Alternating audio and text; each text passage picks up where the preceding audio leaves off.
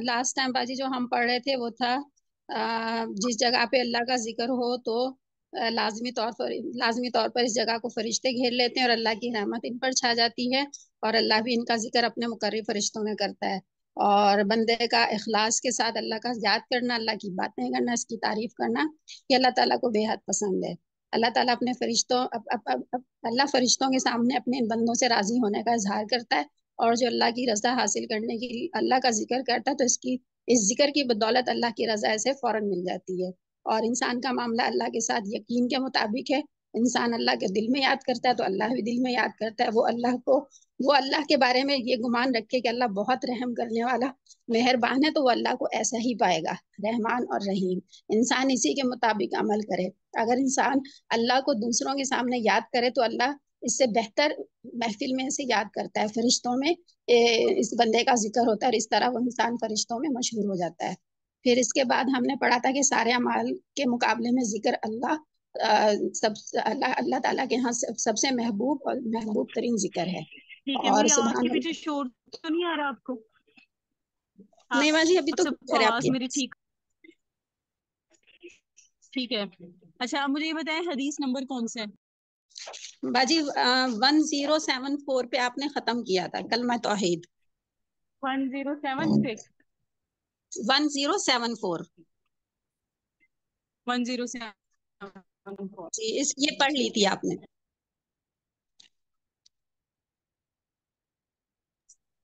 ठीक है, और इससे पीछे हमने क्या पढ़ा था? ये तो दावात का आपने बता दिया। दावात से पहले हमने क्या मुकम्मल किया? जी बाजी, इसमें वही था कि सारे अमाल के मुकाबले में जिक्र अल्लाह सबसे अफजल है। फिर सुभान अल्लाह व बिहम्दिही के बारे में हमने पढ़ा और सहाबा की फिक्रें और फिक्र आखिरत के बारे में और नेकी के अबवाब और जबान अल्लाह के जिक्र से हमेशा तर रहनी चाहिए, ठीक ये है, सब पढ़ा। बारकिल्ला। अब जो हमने पढ़ना है ना वो ला हौला वला कुव्वता इल्ला बिल्लाह।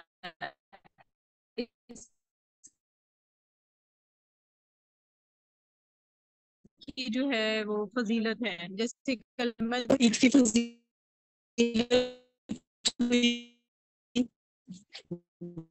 ऐसी अभी जो फजीलत है ना वो इस बात की है कि साबरस्कार दावत अल्लाहुम्मा सल्ली अला सय्यिदिना मुहम्मद व अला आलि सय्यिदिना मुहम्मद व बारिक वसल्लिम।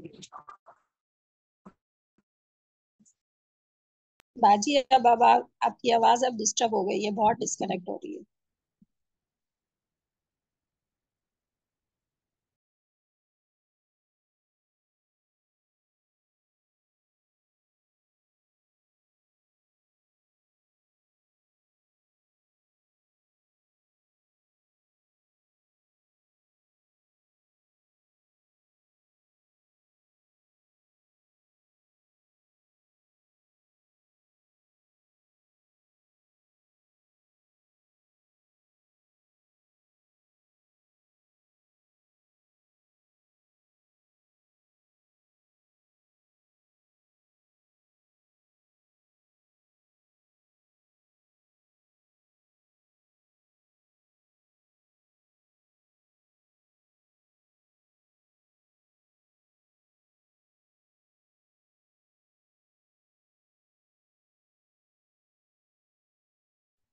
अब बताइएगा, आवाज आ रही है? जी बाजी नेटवर्क का अब इशू है इसलिए आवाज कट रही थी। अब ठीक आ रही है? जी बाजी, अब आ गई आपकी आवाज। बाकी सही है। बता। एक तालिबा माइक अपना जो है ना वो खुला रखें, ताकि अगर मुझे कुछ पूछना हो तो आप लोग बता दें कि आवाज आ रही है या नहीं आ रही।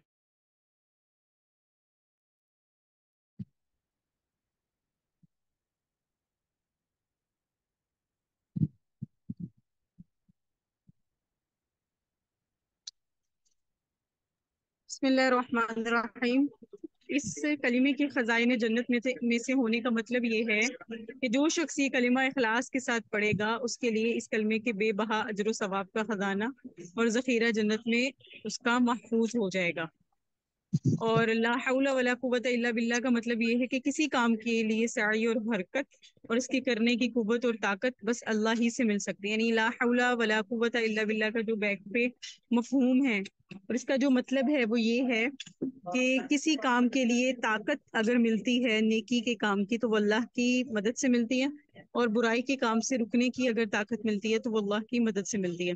دوسرا ایک مطلب اس کے قریب قریب یہ بھی ہے کہ گناہ سے باز آنا اور طاعت کا بجا لانا اللہ کی مدد و توفیق کے بغیر ناممکن ہے۔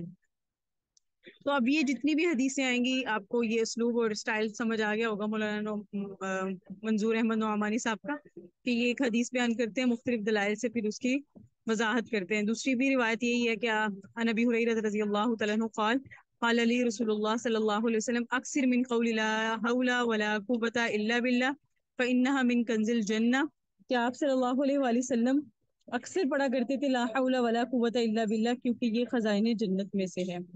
اسی طرح حضرت ابو ہریرہ رضی اللہ تعالیٰ عنہ سے روایت ہے کہ اللہ کے نبی صلی اللہ علیہ وسلم نے فرمایا الا ادلک علی کلمۃ من تحت العرش من کنز الجنہ لا حول ولا قوة الا باللہ یقول اللہ تعالی اسلم عبدی واستسلم، کہ میں تمہیں وہ کلمہ بتاؤں جو عرش کے نیچے سے اترا ہے اور خزانہ جنت میں سے ہے، وہ یہ ہے کہ لا حول ولا قوة الا باللہ پڑھو۔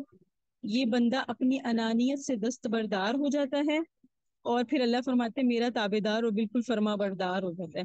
یعنی یہ جو پڑھتا ہے نا لا حول ولا قوة الا باللہ، وہ اپنی انانیت یعنی انا کا انکار کر دیتا ہے گویا، اور اللہ کا تابع دار اور فرما بردار بن جاتا ہے۔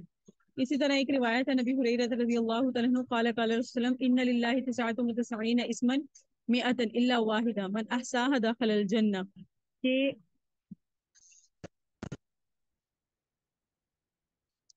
اللہ تعالیٰ کے 99 نام ہیں یعنی 100 کم، جس نے ان کو محفوظ کیا اس کی نگہداشت کی وہ جنت میں جائے گا۔ تو یہاں سے اسماء الحسنہ شروع ہو گئے۔ طریقہ پتہ آیا چلا آپ کو، لا حول ولا قوت الا باللہ مکمل ہوا۔ اب کس کی بات آ رہی ہے؟ اب بات کس کا ذکر ہو رہا ہے؟ جی اسماء الحسنہ۔ اسماء الحسنہ۔ اب اسماء الحسنہ میں اللہ تعالیٰ نے فرمایا ہے، اللہ تعالیٰ کے نبی صلی اللہ علیہ وسلم نے فرمایا اللہ کے 99 نام ہے، جو بھی ان کو یاد کر لے گا تو وہ جنت میں جائے گا۔ اب یہ سارے نام ہیں، یہ روایت میں بھی آپ کے سامنے پڑھ دیتی ہوں۔ نبی ہریرہ رضی اللہ تعالیٰ عنہ قال قال رسول اللہ صلی اللہ علیہ وسلم ان للہ تعالی 99 اسما 100 الا واحدۃ من احصاها دخل الجنہ۔ باری باری پڑھیں طالبات۔ جی کوثر آپ پڑھیں سب سے پہلے، پھر عائشہ آپ ہی پڑھیں، پھر رامین پڑھیں، پھر امیمہ اور پھر میمونہ۔ 10 نام پڑھیں۔ جی باجی اسکرین سامنے، جی نام سے شروع کرنا ہے۔ هو اللہ الذی لا الہ الا هو الرحمن الرحیم الملک القدوس السلام المؤمن المحیمن العزیز الجبار المتکبر الخالق البارئ المصور الغفار القہار الوہاب الرزاق الفتاح العلیم القابض الباسط الخافض الرافع المعز المذل السمیع البصیر الحکم العدل اللطیف الخبیر الحلیم العظیم الغفور الشکور العلی الکبیر الحفیظ المقیت الحسیب الجلیل الکریم الرقیب المجیب الواسع الحکیم الودود المجید جی الباعث الشہید الحق الوکیل القوی المتین الولی الحمید المحصی المبدئ المعید المحیی الممیت الحی القیوم الواجد الماجد الواحد الصمد القادر المقتدر المقدم المؤخر الاول الآخر الظاہر الباطن الولی المتعالی البر التواب المنتقم العفو الرؤوف مالک الملک ذو الجلال والإکرام المقسط الجامع الغنی المغنی المانع الضار النافع النور الحادي البديع الباقي الوارث الشهيد الصبور.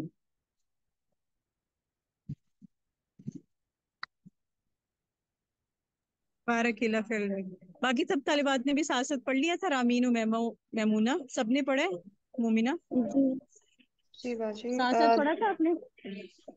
باجی دو ناموں تھوڑی سی تھی، اینڈ پہ الرشید ہے اور اس سے پہلے الولی نہیں تھا، الوالی تھا. جی ٹھیک ہے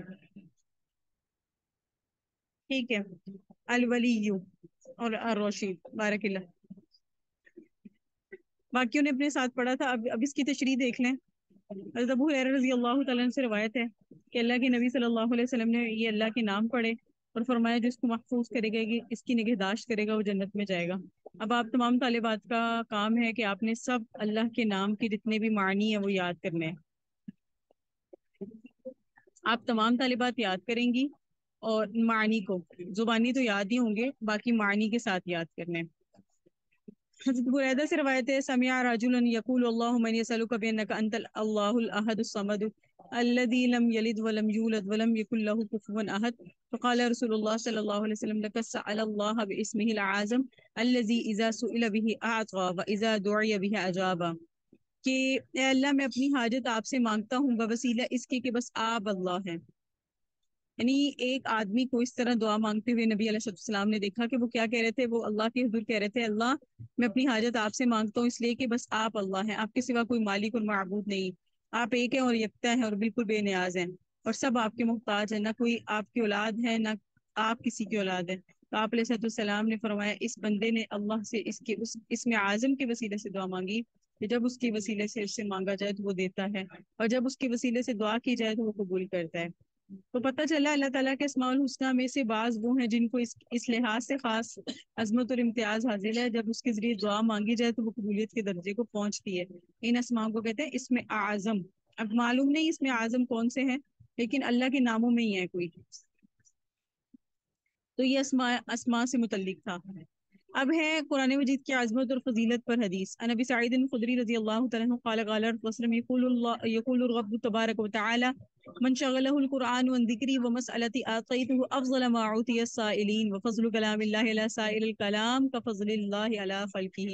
انتہائی خوبصورت روایت ہے، بڑا مزہ آتا ہے اس کو پڑھ کے.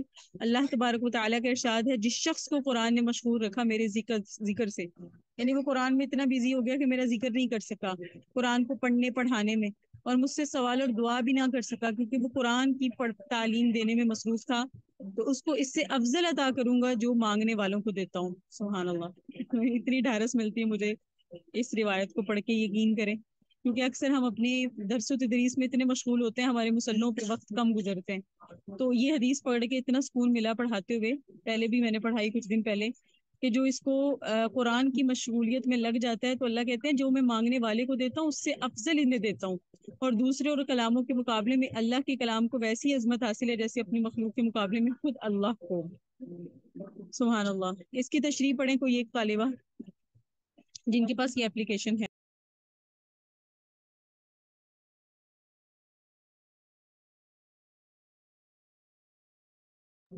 کون پڑھیں گی؟ آپ لوگوں نے سب نے اس کی اپلیکیشن ڈاؤن لوڈ کر لی اپنے پاس؟ جی باجی کی کر ہوئی ہے. لیا.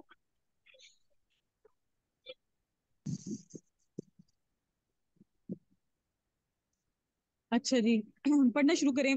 کوثر آپ جی اپنی اپلیکیشن سے پڑھیں، اپنی اپلیکیشن نکال کے.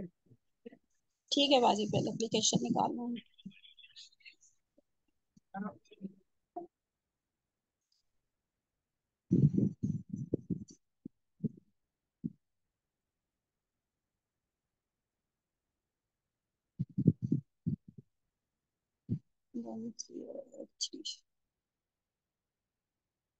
جی، قرآن مجید کی عظمت اور فضیلت ذکر کیا جا چکا. باجی تفسیر پڑھنی ہے نا، اپنی حدیث تو پڑھ لی. بس حدیث کا جو اصل مفہوم ہے نا وہاں سے.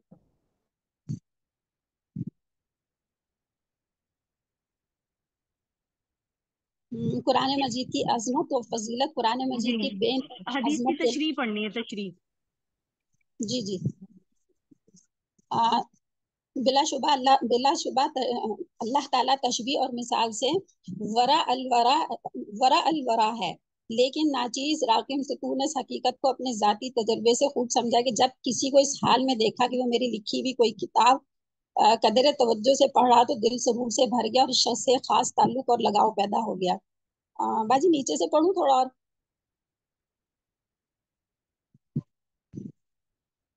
رسول اللہ صلی اللہ علیہ وسلم نے امت کو قرآن مجید کی عظمت سے آشنا کرنے اور اس کی تلاوت وغیرہ کی ترغیب دینے کے لیے مختلف عنوانات استعمال فرمائے ہیں. ہم نے بھی اللہ تعالیٰ رسول صلی اللہ علیہ وسلم کی ارشادات سے وہ نفع اٹھانے کی توفیق دے جو ان کا اصل مقصد ہے. قرآن مجید کی عظمت اور فضیلت بے انتہا عظمت کے لیے بس اتنا کافی ہے کہ وہ